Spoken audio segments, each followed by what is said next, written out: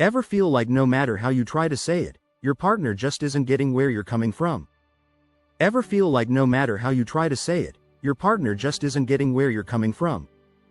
You bring up something that's bothering you, hoping they'll understand, but somehow it turns into an argument, or worse, awkward silence. It's frustrating, maybe even a little heartbreaking, and you start to wonder if you'll ever really connect. As George Bernard Shaw said, the single biggest problem in communication is the illusion that it has taken place. So much of this comes down to how we communicate, not just what we say, but the way we say it. Imagine if there were one simple shift you could make that would help you both feel understood, appreciated, and closer than ever. That's exactly what we're diving into today. The number one rule for building healthy relationships through honest, kind communication. 1. Expressing truth with kindness. So let's start with the basics. The foundation of any strong, healthy relationship is honesty.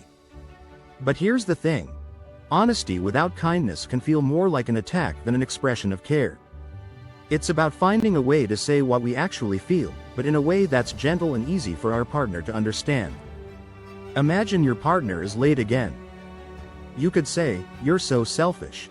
You don't even care about my time." But instead, what if you said, "It hurts when I feel like my time isn't valued." See the difference? It's still honest, but it's also kind. This shift makes it easier for your partner to actually hear you instead of getting defensive. 2. Miscommunication through anger. But let's be real. Most of us don't actually communicate this way, do we? When we feel hurt or neglected, it's easy to lash out or hide behind sarcasm. We don't say, "I miss you."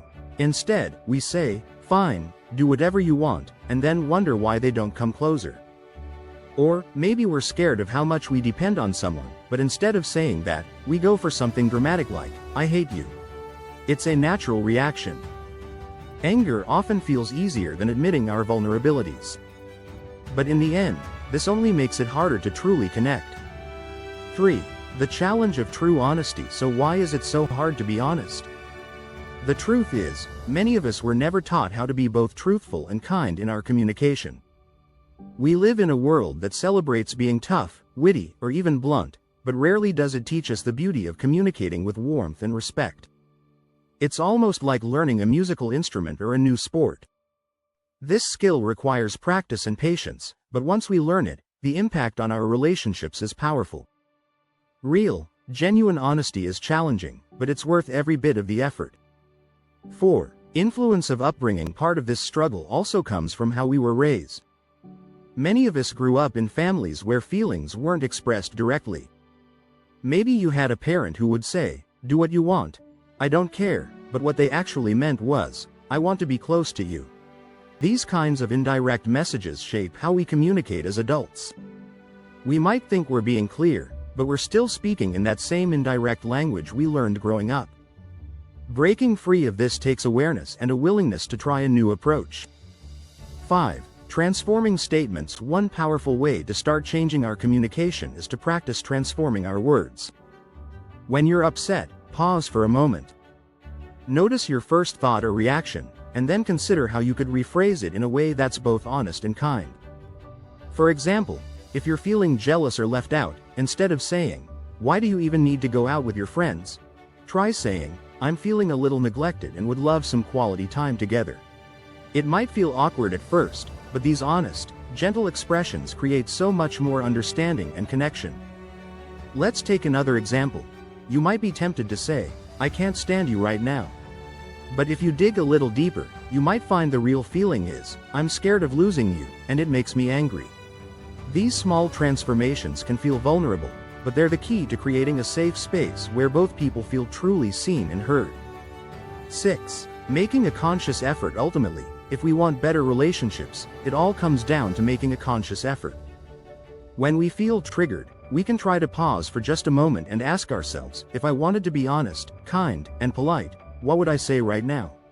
This one little question can make a massive difference. Instead of reacting, we start responding, and in that space, we create room for understanding and growth. This won't happen overnight, and that's okay. It's about progress, not perfection. But by choosing honesty with kindness, we lay the groundwork for relationships where both partners feel heard, valued, and deeply connected. So, if you're tired of feeling misunderstood or disconnected, give this a try. The next time you're in a tough conversation, try pausing, choosing kindness, and saying what you really mean.